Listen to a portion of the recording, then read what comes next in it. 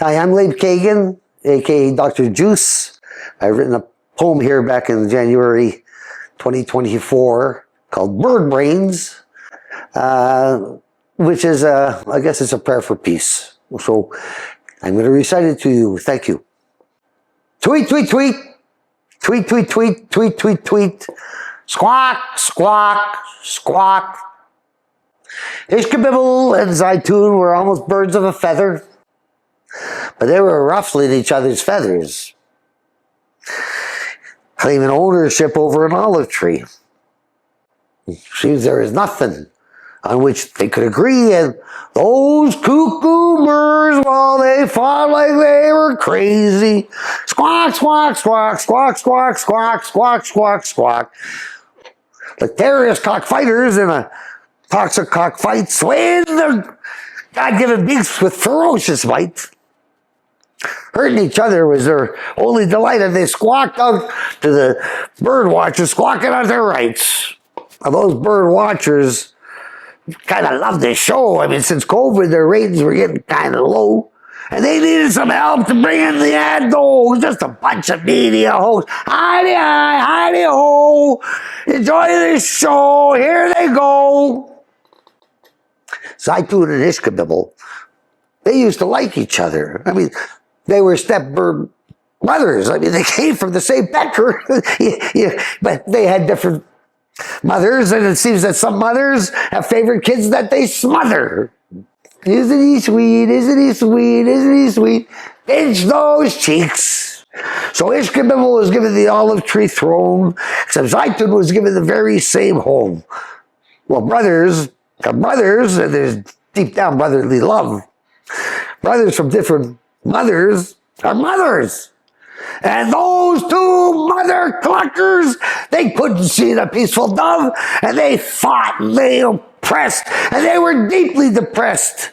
They had regressed to something less than humanity, some kind of depraved depravity, or was it just playing around out there, insanity? I mean, Paulie's got crackers, Paulie's got crackers, Paulie's got crackers, Paulie's got crackers.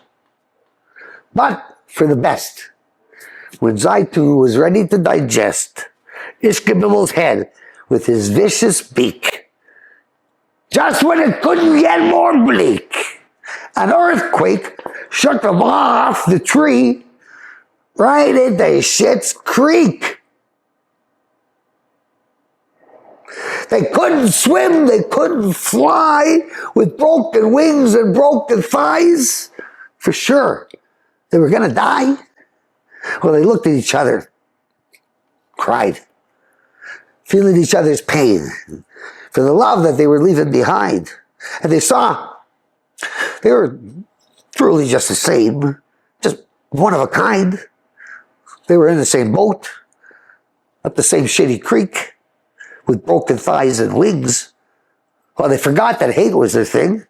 And at last, they were free to finally talk turkey. For the first time in over a half a century. Gobble, gobble, gobble, kosher and halal, Zaytun and Ishkabibble, we're finally gonna get out of this hell. The past was the past.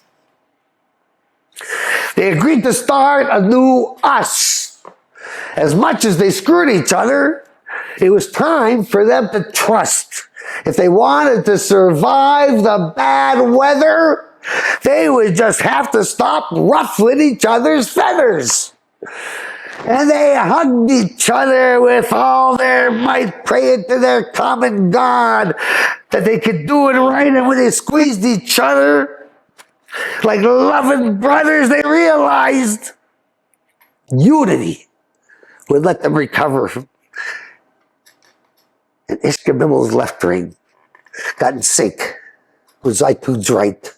And like a unit that wouldn't quit, they cling so tight. Working together, they found their flow. And they flew right to the top with a love for each other that would never stop. And they learned to live together like one loving, normal, fucked up family. If those bird brains can do it, what about you and me? One love.